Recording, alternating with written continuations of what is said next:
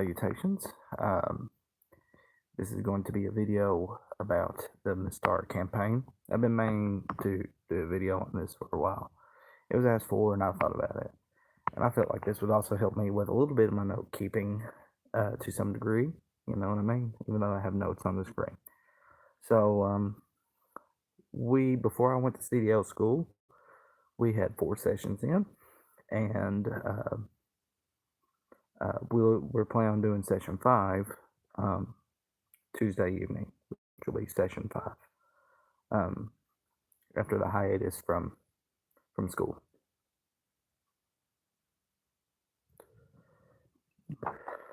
With that said, let's jump right into it. So, this is, of course, taking place in the Mystara campaign, which is kind of like a group project, Frankenstein kind of thing. Like some established lore, but you can interpret it however you wish. We all get our hands on it and kind of twist and turn it into certain ways. Excuse me. So it, of course, takes place on my Mortal Coil Discord channel. And we started off with 2 players at the time. And so the first couple of sessions was really only those 2 players. With that being said, a little setup. We, of course, were using the rule cyclopedia for our rules. And which has become my favorite set of Dungeons and Dragons rules. A little bit of world building to kind of set things up, because I did want some kind of consistency between not only the kind of homebrew Frankenstein monster thing, but also some of the more established publications that some of us may wish to use. And of course, one of the things coming up was the relations between Trollodarns and Phaeacians. And, very brief history going into Blackthorn Keep was that the relationship between the Trollodarns and Phaeacians remained tense. Harwick Blackthorn, who is the castellan of the Blackthorn Keep, was appointed governor over the ancient keep on the borderlands. And the first actual full-blooded Phaeacian to manage the keep since its building in the ancient days, when the keep was constructed to help keep out barbarian invaders from the north. The majority of the population in the keep is kind of a mix between Phaeacians and Trollodarns.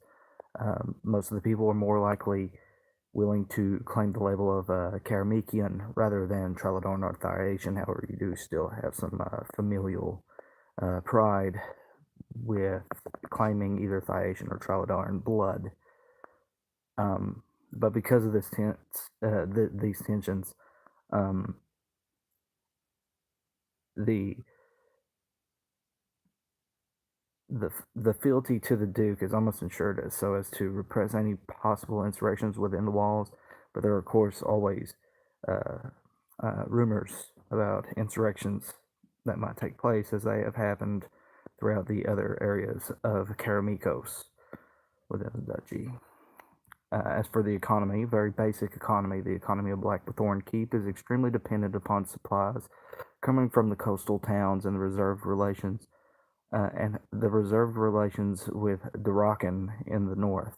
The keep is well supplied, but being dependent upon caravans leaves it very vulnerable to attacks from bandits and monsters hiding in the wilderness. Because of this, Duke Stefan Karamikos usually ensures that any caravans heading north to the border is heavily guarded. Caravans from the north, however, are not so protected and usually fall victim to the aforementioned attacks. So if they're coming from Durakan, they're more likely to be attacked. Whereas if they're coming from somewhere like Specularum, they're less likely to be attacked. They're more likely to be guarded on the way up.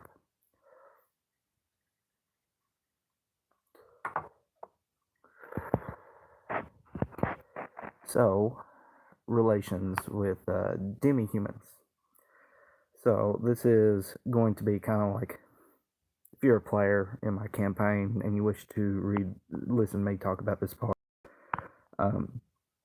you're still welcome to listen. Uh, with that being said, please don't metagame with this knowledge. If you don't think that that's possible, then feel free to click off. But to talk about the relationships with demi-humans, the elves of the Kalari descent enjoy favorable treatment from the Duke, and as such, the Duke expects his lords and governors to treat the elves with respect and dignity. Harwick Blackthorn especially loves elves. I determined this with a roll behind my screen, as his young life was saved in the wilderness by a Kalari when he was attacked by a bear. Gnomes enjoy a business relationship. They involve themselves none with the political affairs between Chaladarns and Thaatians. Harwick Blackthorn is distrustful of gnomes, and he believes them to be tricksters and swindlers. However, this works for the gnomes, as Blackthorn wouldn't dare to cheat or mistreat the gnomes. Pardon me. Dwarves actually enjoy good standing with the military of Karamikos, and they have often voyaged from the mountains in defense of Blackthorn Keep, so Harwick Blackthorn feels especially indebted to them. Halflings enjoy trade relations like the gnomes and often migrate to the keep because of trade. Harwick Blackthorn distrusts halflings, and seeing the race is he sees the race as predisposed to side with Traladarans, and seeing no military value in trade relations with halfling clans, he believes them to be potential danger and will especially scrutinize halflings entering the keep. We do have currently a halfling. However, he has not met the Duke, or has not met the Castellan himself. Religion, a little bit of world building. So this one we kind of went back and forth on because while there is technically a kind of lore about the religion of Mystara, it's very open to interpretation to do as other people wish. And one of my players, who is actually a new convert to Christianity, of course, wanted his cleric character to kind of reflect Christian values, and I have no problem with that. So this is like the religion part is kind of just like a work in progress of me kind of building upon it. The main religion of the keep is a religion that worships an immortal named Bartholomew. Bartholomew is not a deity in the classical sense, but a cleric who found a balance between law and chaos. They taught that when freedom of others is protected through law, then the chaotic tendencies of man can be reined in to be of benefit to one's own existence. Bartholomew is taught by the church in Threshold to be a patron saint of this balance, even though the church is firmly for lawful actions and beliefs. So, they endorse the Church of Bartholomew as a sort of denomination, for the lack of a better term, but not as the mainline, Church of the Order, So, Bartholomew taught that a man is hopeless to fight his chaotic nature, as a lion cannot help but kill his prey to survive. This is me reflecting my Calvinism into things.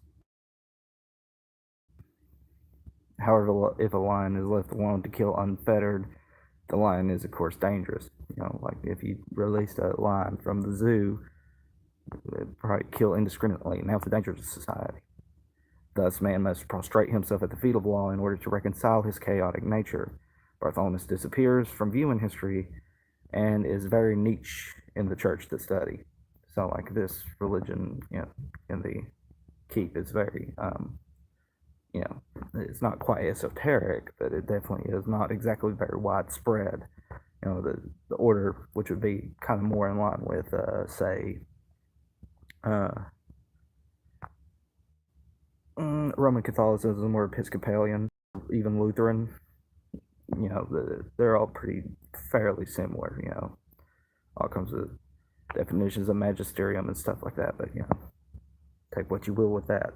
But, the order in Karamikos is going to be the mainline religion that is worshipped, and, classical Christian theology Roman Catholic and mainline Protestant, historical Protestantism, not necessarily evangelicalism like we understand it today, but just kind of give you an idea. Um, and I can bring this up now because this came up in gameplay. So, in the keep is a chaotic worshipper of Eloaki, a mischievous immortal that is said to have been the son of a murderer.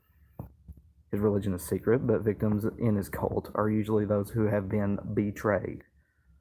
The cleric will reference a Saint Lucian, a man whose teachings centers on freedom but are venomous under the surface, capable of such things as treachery and bloodshed.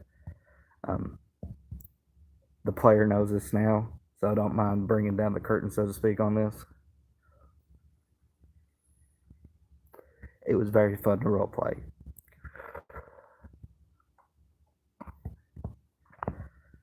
So our first session took place on October the 24th, and so the characters out of the Blackthorn Keep. Lord Belisarius, played by Brian. Belisarius Corrigan, who is a magic user, wealthy, and he's a titled man from Penhaligon. Our player Josh is playing Eric Schwinghammer, a cleric from the Vestland, Morvik specifically, and a recent convert to the church in Karamikos via missionary. And so they come to well, first a little bit more world building. Well, not necessarily world building, but explaining where I put this thing. I understand that many people have put this particular module on the Castle and Keep, the Duchy of Karamikos. I did not. I used instead the Duke's Road Keep, and I felt like it made the most geographical sense, in my opinion. Feel free to agree or disagree. That's just simply how I felt. So it opens up with these men coming into to Blackthorn Keep. Yeah, trumpet sounds, opens up. These men have taken a ride on a caravan. Upon coming in, they immediately have their names taken by, excuse me, I believe his name was Harlan Hall. Let me look him up real quick on my notes. Yes, Harlan Hall. And so, they have their names taken up by the scribes for tax reasons, and they kind of get a feel around town. They meet they get a tour, so to speak, kind of, get themselves a little acquainted with the settlement a little bit. They run into Andre the blacksmith, who I actually named after Andre of Astora from Dark Souls, because he embodied everything that I would love for a local blacksmith to have: kind, friendly, strong, but no pushover. And so, upon them talking with him, Andre says that he's very familiar with the Schwinghammer name from the Vestlands and making arms for fights against monsters from Trollheim. After a little bit more touring, they kind of pick up a few rumors here or there, but Belisarius kind of wants more information than what he's really getting. And so Belisarius casts charm upon Harlan Hall. Harlan fails his spell save, and he must make a roll every week. And of course, he spills the beans. He immediately just starts talking about all these monsters in the wild. Rumors about like man wolves and stuff like that. They bring up the fact that there's even kobolds have been sighted. They never thought kobolds were real. So there's also like rumors about some people of Trilodarian descent possibly planning an insurrection within the fortress walls, which would be very bad because it's a very small settlement, and if something were to get out of hand, the possibility of having a high casualty rate would be very likely.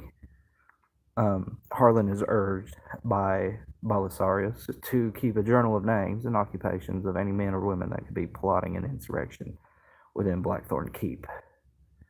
Upon recording his, to secretly hand this journal to Belisarius. And then some behind the scenes thing that my player doesn't need to know necessarily.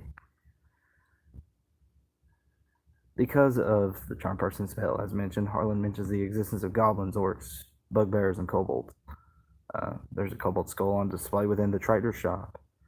Threats of undead, vampires, and werewolves are commonly told tales within the walls of the keep. It's kind of like they're kind of like campfire stories, and whether or not they're truthful, as far as Harlan knows, they're truthful. Yeah, but those are tales. There's no guarantee they're true or not, but there's rumors, stories, and whether or not you keep a lot of stock in them, it's up to you.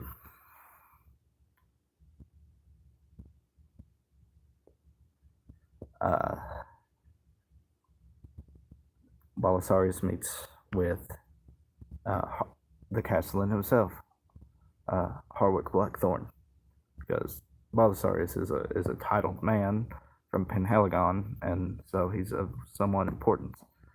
And they want to check out these caves of chaos that they've been hearing about.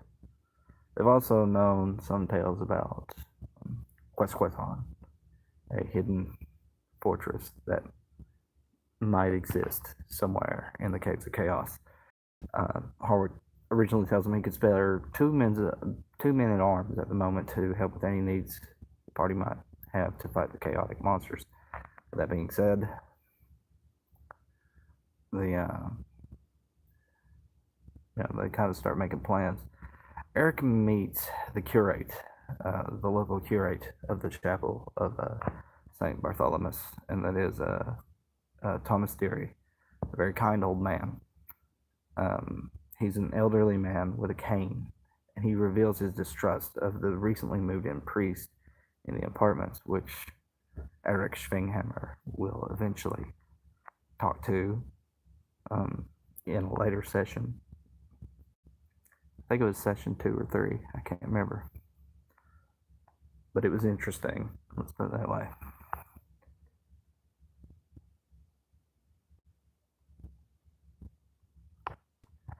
Skip over something. That way nobody needs to know about it. But anyway, the party wishes to know the lay of the land outside of Blackthorn Keep a lot better than what they do. And so they're wondering, about a map. The trader talks about like how he gets maps in occasionally, but because they're specially made, they usually take about a week. But then they hear that there is a local cartographer or a cartographer that has visited the tavern in town, and the taverner points him out. Whenever they go in, and of course he's drunker and skunk on St. Patrick's Day. And he's just like flopping around, being really loud and like boisterous and stuff like that. How a man with too many drinks thinks he has too many friends. Near the end of the session, they do find the map that the man made. It's very crude and hand drawn, but by that time, they'll figure something out. On how to make a more accurate map, and they definitely do by the time, because it's 1-to-1 time in between sessions typically.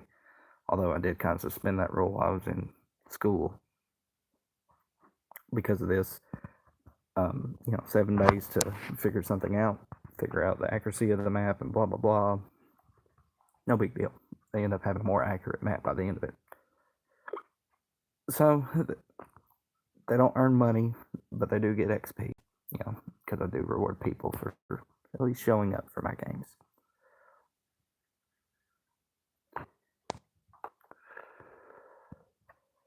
And then, of course, in the downtime I had, I did some behind the scenes rolls with percentile die, and I have a particular percentage in which I made up that if the percentile dice gets too high, the possibility of an insurrection in the fort becomes, starts to get out of hand.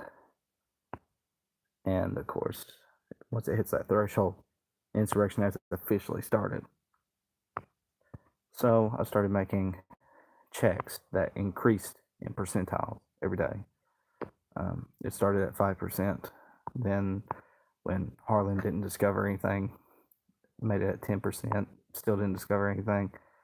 And it went 4 or 5 days when he finally received some information that would become very pertinent to Belisarius.